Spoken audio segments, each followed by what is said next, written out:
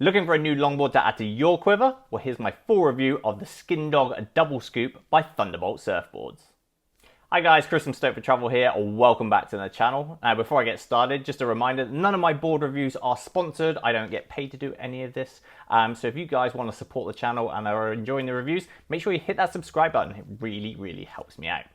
Now today we're going back to longboarding, which is one of my favourite types of surfing. I love a good longboard underfoot, I love the flow, I love the feeling, and I love surfing longboards in pretty much any condition, to be honest. But today we're going to be talking about the Skindog Double Scoop, which is a board I've been absolutely frothing to get under my feet for a while now, and I finally got hold of one. Recently when I caught up with Ben Skinner, 12 times European longboard champion, when I was back in the UK, we chatted through his new double scoop design, and it was a board that really caught my eye for its unique features and is one that I really wanted to get in the surf, put it through its paces and bring you guys a review. So if you're keen to check out what the double scoop has to offer, this one's for you. So first things first, there are two different sizes in the double scoop with different personalities. There's the OG double scoop, which comes in a 9.8, and there's the dynamic double scoop, which comes in a 9.4. Now, when weighing up the two options, you kind of really got to decide where you want to surf it, what your style is, and what you're kind of looking to do with this board under your feet. The dynamic double scoop, as you might guess from the name, is the slightly more performance orientated one. It's a little bit smaller, it's a little bit more refined, it's got a little bit more bite through those back rails. It is designed for kind of a bit more kind of performance longboarding style. The OG, on the other hand, comes in that longer 9.8 model, has a bit more chunk running through it, and is designed as kind of a really nice longboarding nose rider single fin kind of model. For me, I wanted a little bit more bite in my longboard. I like throwing them around a little bit more. I like having that little bit more play in the bigger conditions and a little bit more bite at those bigger days at the points. So I went with the dynamic one, which I'm absolutely loving. I also felt like the 9.8 was just a little bit too much board for me. It's a little bit like, as much as I like longboards, I do like them in a smaller packet that I can kind of maneuver around and take out on those bigger days as well. So for me, I went with the dynamic, but have a think about what you want to surf it in. If you're kind of surfing in smaller, mushier conditions, you're a bit heavier, or you kind of prefer that more traditional style of like board walking and nose riding, then the 9.8 OG model might be for you. But for me, dynamic one was for the win. Now the other thing I want to add into this review, which is basically a standalone section on its own, is why this double scoop is called the double scoop. Now this is pretty unique when it comes to the tail of this board. Is the deck of the board is actually scooped out twice, hence the name double scoop.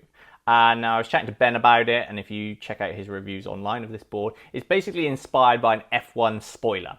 So the kind of theory behind it is that will then channel the water through the tail and hold the tail in place and really lock you in when you're up the front of that board and nose riding.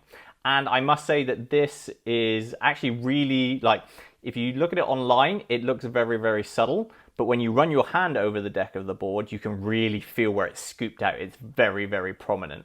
So it's hard to tell in the videos, but pick one up, put one under your arm, have a little feel of that deck towards the tail end, and you'll see it's very pronounced.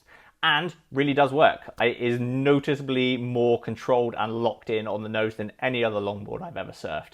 Even compared with the Cherry Picker, which had that kind of like spoiler effect already in there, the double scoop in it really amplifies that effect, but the dynamic one with its pulled in tail and the harder rail through the tail also still gives it the maneuverability as well. So it's a really nicely balanced board in terms of that kind of lock-in feel while you're at the front versus the looseness and the control and bite once you're over that tail and you disengage the rail and kind of throw it around a little bit. So yeah, the dynamic double scoop and the OG double scoop both have that signature scoop out of the deck, which is really unique but really works.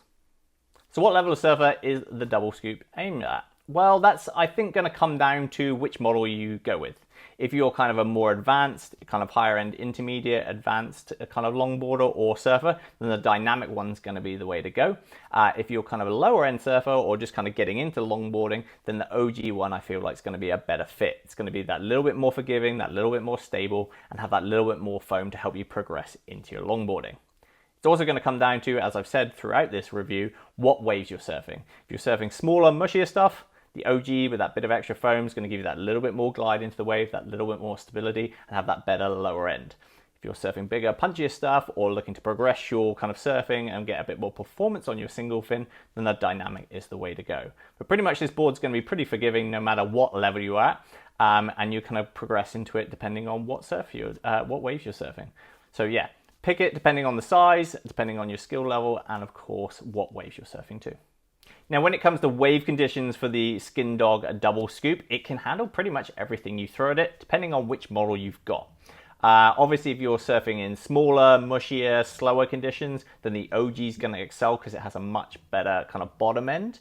But if you're surfing in bigger waves or more punchier waves, then a dynamic one really has the edge when it comes to kind of bigger, punchier conditions. For me, I've surfed my dynamic in everything from knee-high to kind of just overhead, which is kind of where I kind of tap out on a longboard anyway, especially a single fin. But I've been very surprised at how much bite that board has when it does get bigger and punchier. I recently had a session at one of the points around here, and it was quite a big day. I wasn't expecting it to be big when I paddled out, but the swell started building, and I was very, very surprised pleasantly at how well the dynamic double scoop handled those conditions. Even when it did get a little bit more hollow on the takeoff, it handled it really nicely. And obviously, taking out bigger conditions is very much going to come down to where your skill level as a longboarder is as well, because navigating a kind of faster takeoff on a 9'4" board with quite a low rocker line can be quite challenging. That being said, when it comes to smaller stuff, it glides in really nicely, feels really good underfoot in that smaller conditions, and kind of makes easy work of pretty much anything you could throw at it. So yeah, anything from kind of knee high to head high, this board's going to handle really well. It's going to come down to where you are confidently with your longboarding skills as well. Now, when it comes to fin configuration in the double scoop, whether it's the OG or the dynamic, Skindog recommends his Flying Diamonds of California fin, which you can order direct from Flying Diamonds of California or from Skindog Surfboards if you are in the UK. Now, unfortunately, they are really hard to get hold of over here in Australia, so I haven't been able to strap one in myself. But when I caught up with Ben, I asked him about other options that you can put in there, and the 10.5-inch FCS flow fin is the one he recommended. So that's, as you can see from the video here, it's got quite a lot of bass, but comes through and is quite raked back with a really nice thin tip, which gives you a lot of maneuverability, but also enough bass in there to hold it into some really nice nose rides. So if you're grabbing one of these, whether it's the OG or the dynamic, 10.5-inch flow fin, or one of the Flying Diamonds of California. Now, when it comes to board construction, the Skindog Double Scoop, both in OG and Dynamic, is available in Thunderbolt Silver, which is kind of the more traditional Thunderbolt construction and gives the most kind of like PU style feel underfoot. Super durable, still nice and light, but it has that little bit more kind of traditional feel, little bit of extra weight as well versus the Thunderbolt Red and the Thunderbolt Black, so it's perfect for this kind of longboard. If you are in the UK as well, you can order a double scoop direct from Skindog's factory in Newquay, and that allows you to get a PU option as well and customize it a little bit more as well. There is also a range of colors if you are going from Thunderbolt. There's a couple of really nice ones, including the aqua blue one, which I've got. It looks really good. And there's also another one which has kind of got like a darker blue deck and kind of a Volan style underbelly, which looks really nice. I think that's in the OG. But yeah, Thunderbolt construction feels great. I love it in my longboards. Nice, durable, really nice and light as well. But you can order a PU one if you are in the UK. And I'll leave the link in the description below to Skindog's website if you do want to order one from him direct.